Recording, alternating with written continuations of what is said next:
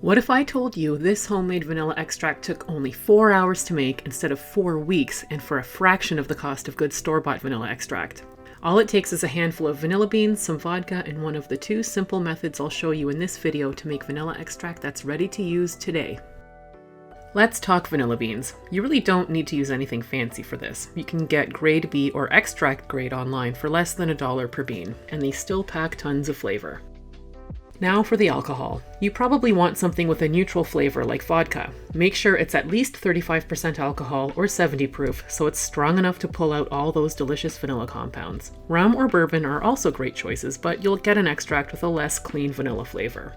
You can use pretty much any food-safe heat-proof glass bottle or jar. A mason jar works great, or you can use a cute flip-top bottle like this if you want to gift it later. By the way, I have some free printable labels you can grab on my blog. A link is in the description below. Before you start, figure out how much liquid your bottle holds. That tells you how many vanilla beans you'll need.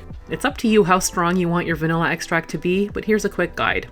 Regular or single-fold vanilla uses 10 grams of vanilla beans for every 100 milliliters of alcohol, and premium or double-fold vanilla uses 20 grams of vanilla for every 100 milliliters of alcohol. An average grade A vanilla bean weighs about 5 grams, and a grade B or extract grade bean weighs around 3 grams. So, if your bottle holds 100 milliliters of liquid, you'll want between 3 to 6 grade B beans or 2 to 4 grade A beans. And if you don't feel like doing math, there's a chart on my blog that works it out for you. What we need to speed up the process of making vanilla extract is some nice gentle heat to make the alcohol molecules move faster to pull the flavor compounds out of the vanilla quickly. Around 140 degrees Fahrenheit or 60 degrees Celsius is the sweet spot. Much hotter than that, and you could start driving off those delicate aromatics instead.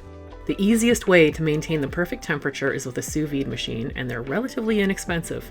You could also use an Instant Pot or slow cooker instead.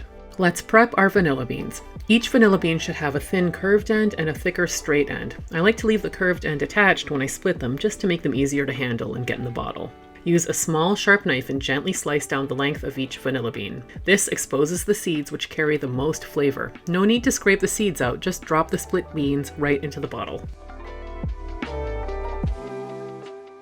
Fill your bottle or jar with enough vodka to completely cover the vanilla beans, but make sure to leave a little space at the top. You don't want to seal the bottle tightly while it's heating, or pressure could build up inside. So just loosely cover the top with foil to keep any steam or water from dripping in.